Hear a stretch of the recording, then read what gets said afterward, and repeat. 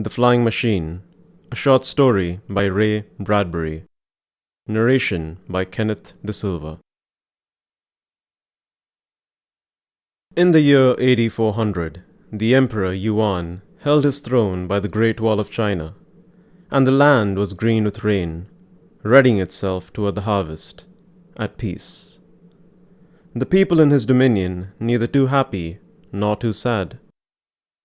Early on the morning of the first day of the first week of the second month of the new year, the Emperor Yuan was sipping tea and fanning himself against a warm breeze when a servant ran across the scarlet and blue garden tiles calling, "O Emperor, Emperor, a miracle!" "Yes," said the Emperor, "the air is sweet this morning." "No, no, a miracle," said the servant, bowing quickly. "And this tea is good in my mouth. Surely that is a miracle." "No, no, Your Excellency."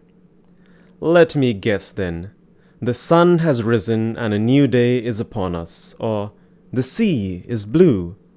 That, now, is the finest of all miracles." "Excellency, a man is flying." "What?" The Emperor stopped his fan.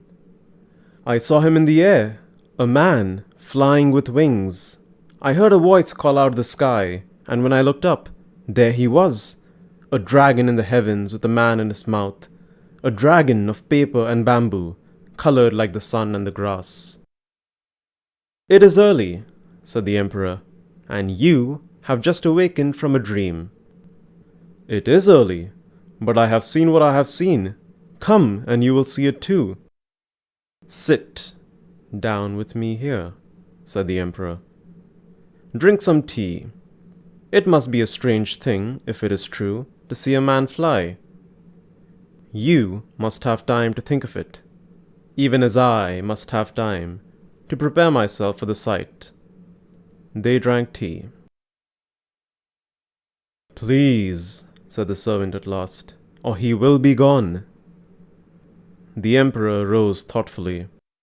"Now, you may show me what you have seen."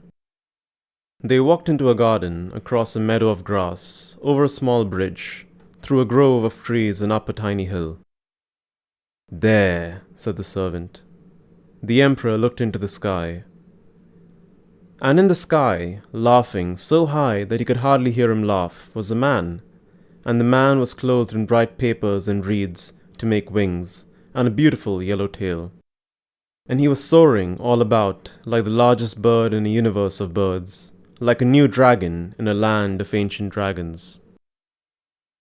The man called down to them from high in the cool winds of morning, "I fly! I fly!" The servant waved to him. "Yes, yes!" The Emperor Yuan did not move. Instead, he looked at the Great Wall of China, now taking shape out of the farthest mist in the green hills. That splendid snake of stones which writhed with majesty across the entire land.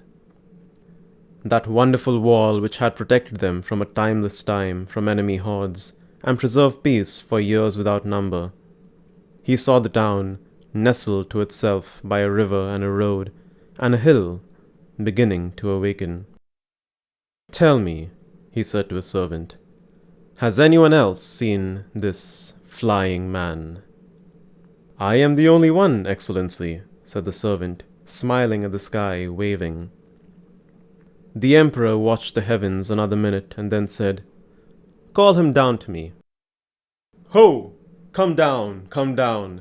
The Emperor wishes to see you," called the servant, hands cupped to his shouting mouth. The Emperor glanced in all directions while the flying man soared down the morning wind. He saw a farmer, early in his fields, watching the sky, and he noted where the farmer stood. The flying man alit with a rustle of paper and a creak of bamboo reeds. He came proudly to the Emperor, clumsy in his rig, at last bowing before the old man. "What have you done?" demanded the Emperor. "I have flown in the sky, Your Excellency," replied the man.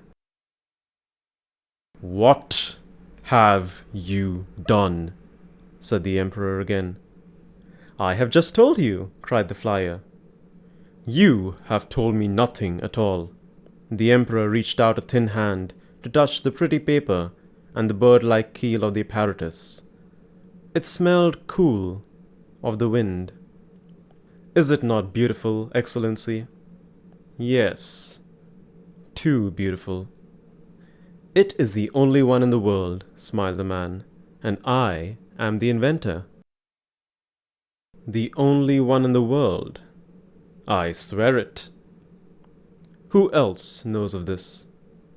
"No one, not even my wife, who would think me mad with the sun. She thought I was making a kite. I rose in the night and walked to the cliffs far away, and when the morning breezes blew and the sun rose, I gathered my courage, Excellency, and leaped from the cliff.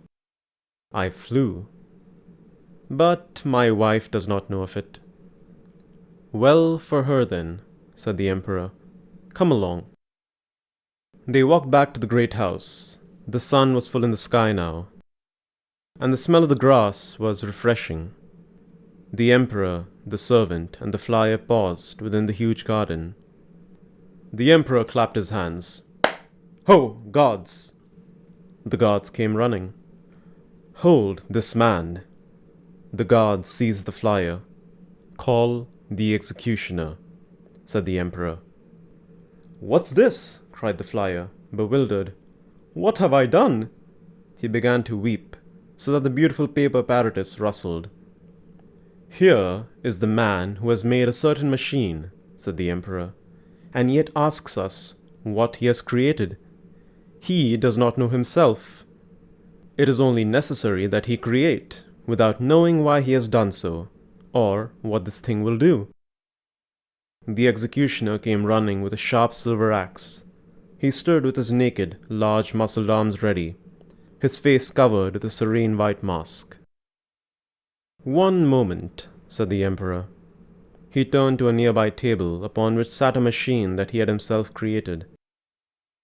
The emperor took a tiny golden key from his own neck. He fitted his key to the tiny delicate machine and wound it up. Then he set the machine down. The machine was a garden of metal and jewels.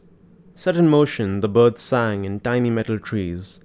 Wolves walked through miniature forests. And tiny people ran in and out of the sun and shadow, fanning themselves with miniature fans, listening to tiny emerald birds, and standing by impossibly small but tinkling fountains. "Is it not beautiful?" said the emperor. "If you ask me what I have done here, I could answer you well. I have made birds sing. I have made forests murmur. I have set people to walking in this woodland, enjoying the leaves and shadows and songs. That is what I have done." "But, O emperor," pleaded the flyer on his knees, the tears pouring down his face, "I have done a similar thing. I have found beauty. I have flown on the morning wind. I have looked down on all the sleeping houses and gardens. I have smelled the sea and even seen it, beyond the hills from my high place. And I have soared like a bird. Oh, I cannot say how beautiful it is up there, in the sky, with the wind about me, and the wind blowing me here like a feather, there like a fan, the way the sky smells in the morning, and how free one feels. That is beautiful, Emperor. That is beautiful too." "Yes," said the Emperor sadly. "I know it must be true, for I felt my heart move with you in the air, and I wondered, what is it like? How does it feel? How do the distant pools look from so high? And how my houses and servants, like ants? And how the distant towns not yet awake? Then spare me!" "But there are times," said the Emperor, more sadly still, "when one must lose a little beauty, if one is to keep what little beauty one already has. I do not fear you yourself, but I fear another man." "What man?" "Some other man who, seeing you, will build a thing of bright papers and bamboo, like this. But the other man will have an evil face, and an evil heart, and the beauty will be gone. It is this man that I fear. Why? Why? Who is to say that someday just such a man, in just such an apparatus of paper and reed, might not fly in the sky and drop huge stones upon the Great Wall of China? Said the Emperor. No one moved or said a word. Off with his head, said the Emperor. The executioner whirled his silver axe. Burn the kite and the inventor's body and bury their ashes together, said the Emperor. The servants retreated to obey. The Emperor turned to his handservant who had seen the man flying. Hold your tongue. It is all a dream, a most sorrowful and beautiful dream, and that farmer in the distant field who also saw. Tell him it would pay him to consider it only a vision. If ever the word passes around, you and the farmer die within the hour. You are merciful, Emperor. No, not merciful, said the old man. Beyond the garden wall he saw the guards burning the beautiful machine of paper and reeds that smelled of the morning wind.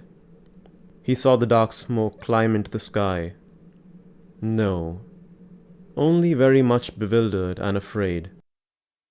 He saw the guards digging a tiny pit wherein to bury the ashes.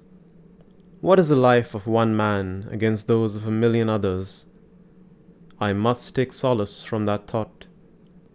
He took the key from its chain about his neck and once more wound up the beautiful miniature garden. He stood looking out across the land at the Great Wall, the peaceful town, the green fields, the rivers and streams. He sighed. The tiny garden whirred its hidden and delicate machinery and set itself in motion.